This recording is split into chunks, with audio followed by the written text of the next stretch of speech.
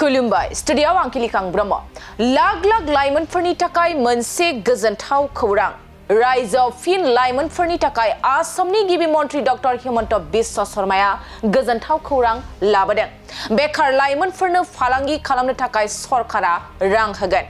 नोंथांनि आखायाव 7 सानल' दंसै बेनिखायनो नोंथाङा थाबैनो सीमायाव थांनानै एप्लाइ खालामना ला नंगौ मुख्यमंत्री आत्मनिर्भर असम स्कीमनि थाखाय आर'जलाइ होनाय खान्थिया फैगौ 28 फेब्रुवारिसिम जागोन आरो दासिम मुख्यमंत्री आत्मनिर्भर असम स्कीमनि थाखाय 50,000 लाइमोनफ्रा एप्लाइ खालामबाय लोगोसे जायफ्रा दासिमबो एप्लाइ खालामना लायाखै बिथांमोना थाबैनो सम थानायाव मुख्यमंत्री आत्मनिर्भर असम स्कीमनि थाखाय एप्लाइ खालामना ला 2 लाख रांनिफ्राय लानानै 5 लाख रांसिम मोननो थांगासिनो दं लाख लाख लाइमोनफ्रा जुदि नोंथांनाव सरकारि साख्रि गैया आरो माबा मोनसे मावनो सानदों अब्ला बे खौराङा नोंथांनि थाखाय सरकारि साख्रि गैयै लाइमोनफ्रा जायखिजाया हाबा मावनो थाखाय सरकारनिफ्राय 2 लाखनिफ्राय लानानै 5 लाख रां मोनगोन आसामनि गिबि मन्त्रि डक्टर हिमन्त बिश्व शर्माया गिदिर थिरांथा लादों मख'नो गोनांदि बे बिथांखिनि थाखाय 75,000 लाइमोनफोरखौ सायख'नाय जागोन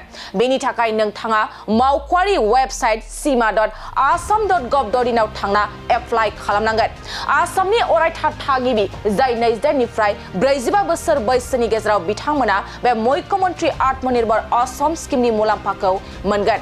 आसाम सरकारा मुलाम्फा मोनगिरिफोरनो 2 लाखनिफ्राय 5 लाख रांसिम अनसुंथाइ होगोन आरो सरकारा बे राङारि हेफाजाबखौ थोंजोङै सायख'जानाय आर'ज गाबगिरिनि बेंक एकाउन्टआव दैथायहरनाय जागोन बेनिखायनो सम थानायावनो नोंथाङा बे बिथांखिनि थाखाय थाबैनो एप्लाइ खालामना ला खुलुमबाय स्टुडियोआव आं किलिकां ब्रह्म लाख लाख लाइमोनफोरनि थाखाय मोनसे गोजोनथाव खौरां रायजोआव फिन लाइमोनफोरनि थाखाय आसामनि गिबि मन्त्रि डक्टर हिमन्त बिश्व शर्माया गोजोनथाव खौरां लाबोदों बेकार लाइमोनफोरनो फालांगि खालामनो थाखाय सरकारा रां होगोन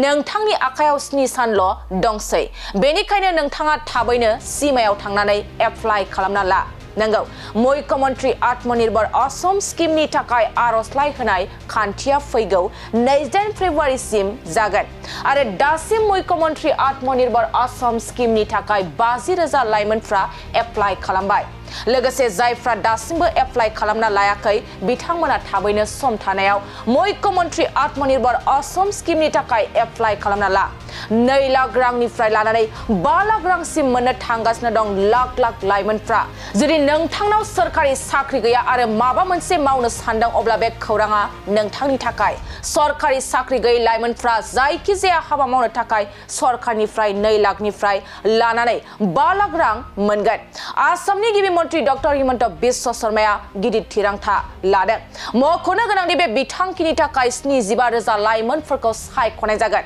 बेनि थाखाय नोंथाङा मावख'आरि वेबसाइट sima.assam.gov.in आव थांना एप्लाइ खालामनांगोन आसामनि अरायथा थागिबि जाय 22 निफ्राय 45 बोसोर बैसोनि गेजेराव बिथांमोना बे मुख्यमंत्री आत्मनिर्भर असम स्कीमनि मुलाम्फाखौ मोनगोन आसाम सरकारा मुलाम्फा मोनगिरिफोरनो 2 लाखनिफ्राय 5 लाख रांसिम अनसुंथाइ होगोन आरो सरकारा बे राङारि हेफाजाबखौ थोंजोङै सायख'जानाय आर'ज गाबगिरिनि बेंक एकाउन्टआव दैथायहरनाय जागोन बेनिखायनो सम थानायावनो नोंथाङा बे बिथांखिनि थाखाय थाबैनो एप्लाइ खालामना ला